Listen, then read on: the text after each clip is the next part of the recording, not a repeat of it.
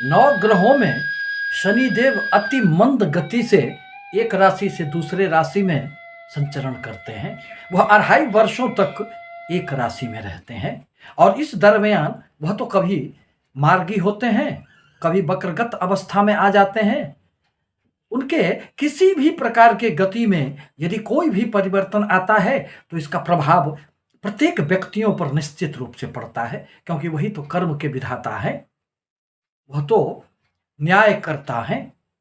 अतः आपके कर्मों के अनुसार आपको इस जीवन में अपना फल प्राप्त होता है। इसी संदर्भ में आज मैं 15 नवंबर 2024 को जो शनि देव पुनः मार्गी अवस्था में आ रहे हैं उनके प्रभावों को लेकर उपस्थित हुए हैं। दरअसल 139 दिनों से शनि ग्रह वक्रगत अवस्था में विद्यमान थे, जिसके प्रभाव स्वरूप सभी राशियों के व्यक्तियों को जीवन में अनेक प्रकार की संघर्ष अथवा परेशानियों से गुजरना पड़ा था, परंतु अब तो यह समाप्त होने वाला है। आज मैं बृहस्पति प्रधान धनु राशि के संबंध में कुछ बातों को लेकर आपके समक्ष उपस्थित हुए हैं। आप इसे चंद्र राशि अथवा नाम राशि के आधार पर जान और समझ सकते हैं। आपसे निवेदन है कि यदि हमारे चैनल पर पहली बार आए हैं और हमारी कुछ भी बातों से आपकी सहमति हो तो आप निश्चित रूप से हमारे चैनल को लाइक एवं सब्सक्राइब करें।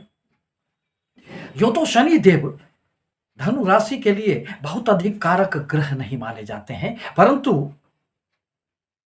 प्रत्येक ग्रहों की एक अपनी महत्ता होती है और शनि देव जीवन में स्थायित्व देते हैं। यदि आपके जन्म कुंडली में शनि देव की अच्छी स्थिति न हुई तो आपके जीवन में कभी भी स्थायित्व प्राप्त नहीं होंगे, चाहे वह नौकरी हो, चाहे वह निवास स्थान हो, चाहे धन की बातें हो, हर समय आपको थोड़े से परिवर्तनों का सामना करना पड़ेगा। धनु राशि के लिए शनि देव गोचर बस अभी आपके तीसरे के भाव से स्वगृही गुजर रहे हैं।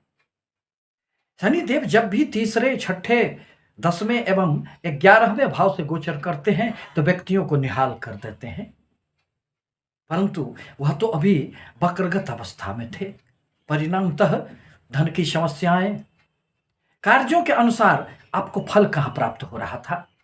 परिश्रम तो बढ़ गए थे, परंतु उसका कोई भी फायदा आपको बहुत अधिक नहीं हो पा रहा था।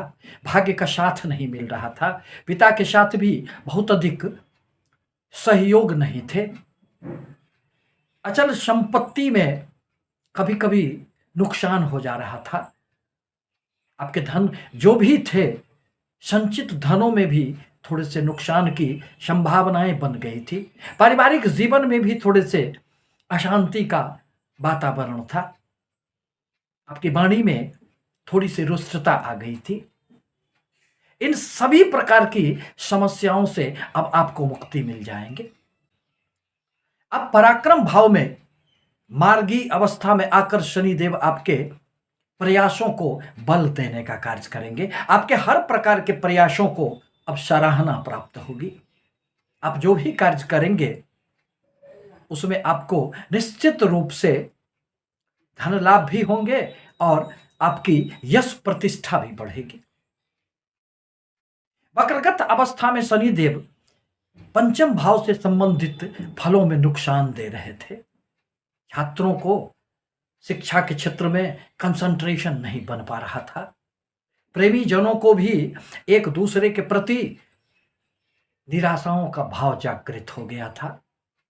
दाम्पत्य जीवन में भी थोड़ी सी समस्याएं आ गई थी।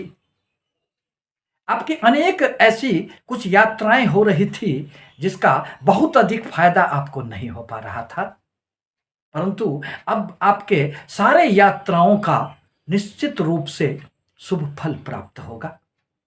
आपको फायदे होंगे। बाहरी स्थानों से अब आपको लाभ प्राप्त होंगे। विदेशों से संबंधित आपके कोई भी कार्य हो तो वहां से भी आपको अब लाभ होगा। विदेश जाना आपके लिए सहज हो जाएगा। आपके अटके हुए कोई भी कार्य अब सुचारू रूप से पुनः आगे बढ़ जाएंगे,